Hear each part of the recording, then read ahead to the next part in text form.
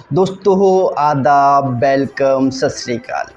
लीजिए मैं फिर हाजिर हूँ इलेक्शन से संबंधित एक बहुत ही महत्वपूर्ण जानकारी लेकर।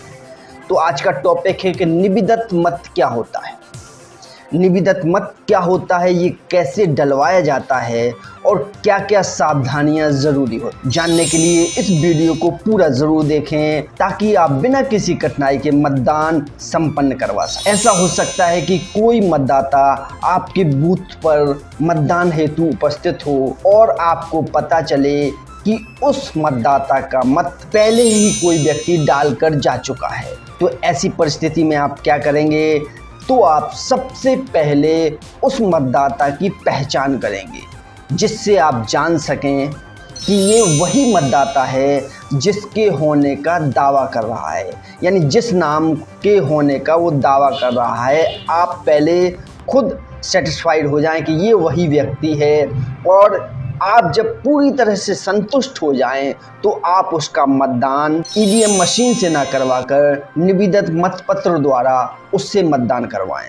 नियम 49P के अंतर्गत निर्वाचन आयोग ने ये स्पष्ट किया है कि निविदत मतपत्र ठीक उसी तरह का होगा जैसा कि बैलेट यूनिट पर प्रदर्शन हेतु प्रयोग किया गया है।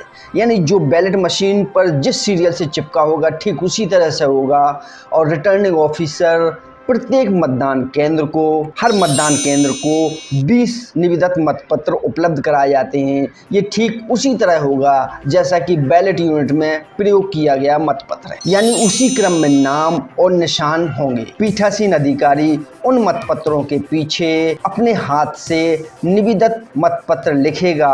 अगर उस पर पहले से मुद्रित नहीं है तो मतदाता को निविदत मतपत्र देते समय उसे स्याही लगी हुई arrow cross mark rubber stamp भी दी जाएगी। ये मोहर वैसी ही होती है जैसी परंपरागत मतदान में मतपत्र पर चिन्ह लगाने के लिए दी जाती थी। यानी जब मतपत्र से वोटिंग होती थी तब वो क्रॉस वाली मोहर जो लगाने के लिए दी जाती थी, ये वैसी ही मोहर होती। ये मोहर मतदान सामग्री के साथ ही दी जाती है।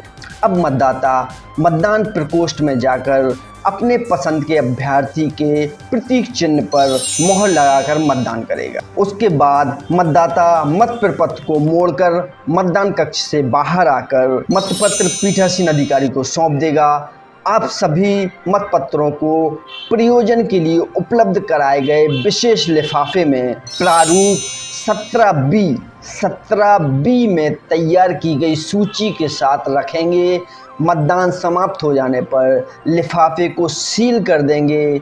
निविदत मत प्रारूप 17C के भाग 1 की बिंदु 8 में पहला उन मतदाताओं की संख्या जिन्हें निविदत मतपत्र जारी किए गए, उन सबकी पहले संख्या लिखेंगे, कितने लोगों ने निविदत मतपत्र से वोट दिया। दूसरा, प्राप्त मतपत्रों की क्रम संख्या, यानी जो आपको 20 मतपत्र प्राप्त हुए हैं वो किस क्रम संख्या से किस क्रम संख्या तक आपको प्राप्त हुए हैं, ये आप लिखेंगे। तीसरा, प्रयोग किए गए मतपत्रों की क्रम संख्या, यानी आपको जो मतपत्र प्राप्त हुए हैं उनकी क्रम संख्या, यानी आपके यहाँ 2, 3, 4 जितने भी हुए हैं तो 1 से 4 तक यूज़ हुए हैं या 1 से 6 तक यूज़ हुए हैं, 1 से 3 तक यूज़ हुए हैं, उनकी क्रम संख्या आप लिखेंगे जो आपके यहाँ प्रयोग किए गए। तथा अप्रयुक्त मतपत्रों की क्रम संख्या का रिकॉर्ड दर्ज करेंगे, यानी आपके यहाँ 4, 5, 6 जितने भी हुए हैं उनकी क्रम संख्या अलग लिखी जाएगी, और जो उसके बाद बचे हुए 6 से 20 तक उनकी क्रम संख्या आप अलग से लिखेंगे उसी पर। ये सभी लिफाफे मशीन के साथ ही जमा होते हैं, और इसको जमा करने के बाद आप अपना रिलीविंग लेटर लेकर अपने घर जा सकते हैं। दोस्तों, तो बहुत सावधानी से मतदान करवाइएगा, अपनी ड्यूटी का निर्वहन कीजिएगा ताकि आने वाली किसी भी परेशानी से, किसी भी कार्रवाई से आप बच सकें। तो ये आपकी जिम्मेदारी है कि आप बहुत ही सावधानी पूर्वक मतदान की प्रक्रिया को संपन्न करें। चुनाव आयोग आपको पूरी गाइडलाइन सौंपता है जिसके आधार पर आप वोटिंग में किसी भी परेशानी बचते हुए अपना दायित्व का निर्वहन करेंगे। दोस्तों, इसी तरह के और अच्छे वीडियो पाने के लिए प्लीज चैनल को सब्सक्राइब कर लें, और अगर आपके कोई कमेंट्स हो तो मुझे लिखकर ज़रूर बताएं, मैं उनका पूरा निस्तारण करने की कोशिश करूंगा। बहुत बहुत धन्यवाद, मिलते हैं नेक्स्ट वीडियो।